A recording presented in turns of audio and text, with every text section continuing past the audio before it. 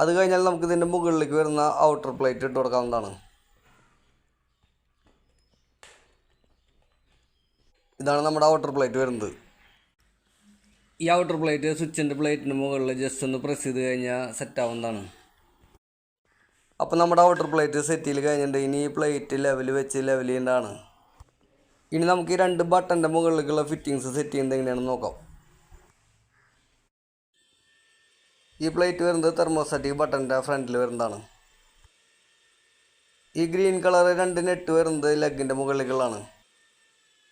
Thermostatic ബട്ടൻ്റെ plate ഇടുമ്പോൾ പ്രത്യേകം ശ്രദ്ധിക്കേണ്ടതാണ്. ഇതിൻ്റെ അടിഭാഗം ചെറിയ ടാപ്പറിങ്ങളാണ്.